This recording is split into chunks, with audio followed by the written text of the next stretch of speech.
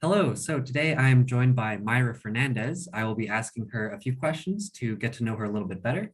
Myra, would you like to introduce yourself a little bit? Absolutely. I'm Myra Fernandes. I am currently faculty in the cognitive neuroscience area within our department.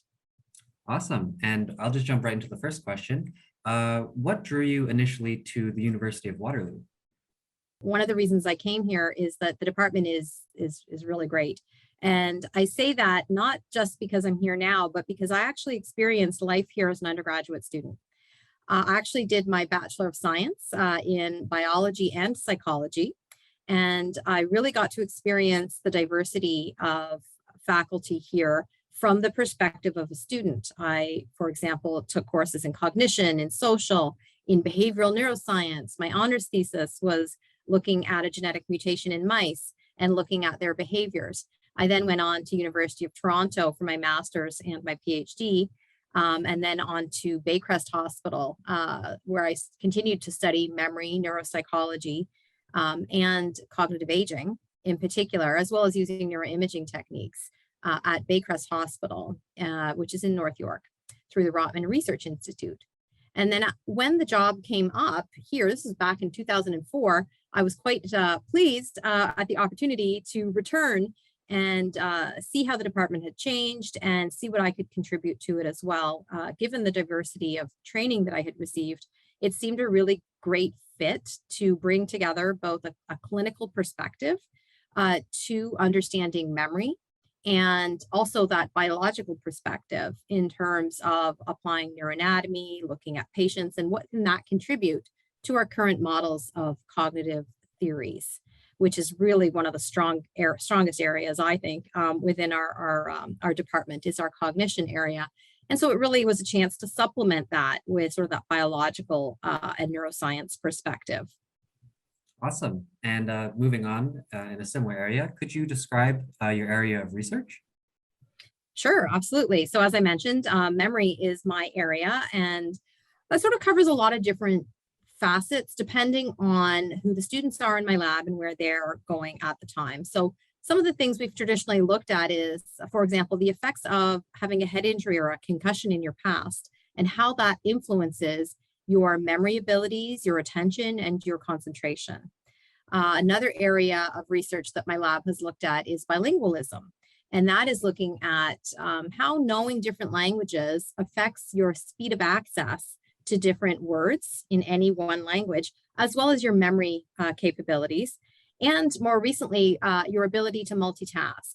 And relating to that, looking at cognitive aging and whether bilingualism is a way to offer protection from some of the negative consequences of normal aging. One of the more recent areas that we've really explored a lot in my lab is looking at different encoding techniques and how they can help memory for undergrads, for people in the general public, not just senior citizens, but everyone. And what are those study techniques that you can apply to actually do better on your tests? And this includes things like something called enactment, which is carrying out a motoric action that represents the information you're trying to remember. So if you're trying to remember the word brush, instead of just writing it down, brush, brush, brush, brush, or saying it out loud multiple times, if you actually pretend to do a brush through your hair, that enactment, motoric enactment, will help your subsequent memory for that word. And then we've looked at other techniques. A most popular one, I would say more recently, is looking at the effect of drawing rather than writing out information that you're trying to remember. So if you go down to the library right now, you'll probably see lots of students rewriting their notes over and over again, desperately trying to remember everything for a midterm. But what we have found is that the better way to commit that information to memory and understand it would be to draw a picture depicting what it is that you're trying to remember. For example, photosynthesis. Rather than writing the definition of a term, it makes better sense from a memory perspective to actually draw a picture that represents your understanding of that concept. And if there's time for just one more, there's so many different areas of research that are going on in my lab. The last one I'll tell you about might be of particular interest to the younger generation. We're looking at emojis and whether emojis can be considered another language. And does your brain treat it like another language? Lauren Homan was the undergrad and Brady Roberts, the PhD student. And So they went on to publish this study looking at how emojis are represented both visually and visuospatially in people, as opposed to words, which are represented primarily phonologically or verbally. So we definitely see a difference there, but there are also some overlaps, but you'll have to look at the paper to find out more. You mentioned that you would like to share some information about your pets. So would you like to talk about them? Oh, I love an opportunity to talk about my cat and my dog. So Coco Bean is our Brittany Spaniel, and his favorite pastime is, of course, chasing squirrels in our backyard. He has not caught any, but it almost feels like, he has to go out there every morning and protect me from the squirrels. And he's also part of the reasons why hiking and getting out there into nature has really become more of a thing.